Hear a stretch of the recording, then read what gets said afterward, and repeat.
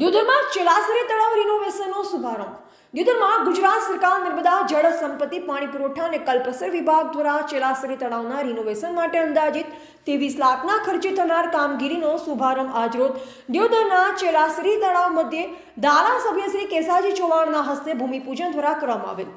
દિયોદર ગ્રામ પંચાયતના નેજા હેઠળ યોજાયેલા કાર્યક્રમમાં પૂર્વ ધારાસભ્ય શ્રી માનસીજી વાઘેલા, દિયોદરના અગ્રણી વેપારીઓ, પંચાયતના સદસ્યો, ગ્રામજનો ઉપસ્થિત રહેલ।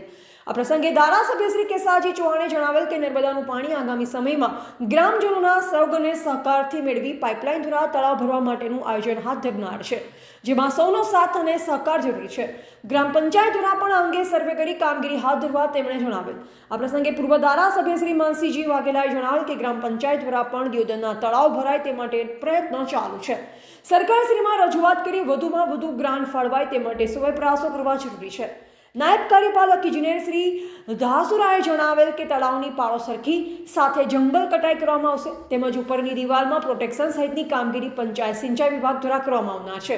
આ પ્રસંગે સુરેશભાઈ સાહ લાટીવાળા, જયંતિભાઈ દોશી, ડેપ્યુટી સરપંચ અર્જન ઠાકોર, હીરાલાલ સોની, ભૂપતભાઈ સોની, કુરસીભાઈ દેસાઈ, ડોક્ટર સોનાજી ચૌહાણ, ભાજપના અગ્રણી ભવાનજી ઠાકોર, ડોક્ટર હસુભાઈ સોલંકી, ડોક્ટર પ્રદીપભાઈ મહેશ્વરી, ડોક્ટર દીપકભાઈ અખાણી, ભાજપ પ્રમુખ દિનેશભાઈ દવે, સબ્બીરભાઈ મહેમાણ, સોમાભાઈ, ભરતભાઈ અખાણી, જેસી ત્રિવેદી, પત્રકાર મિત્ર સહિત ગ્રામજનો મોટી સંખ્યામાં ઉપસ્થિત રહ્યા હતા।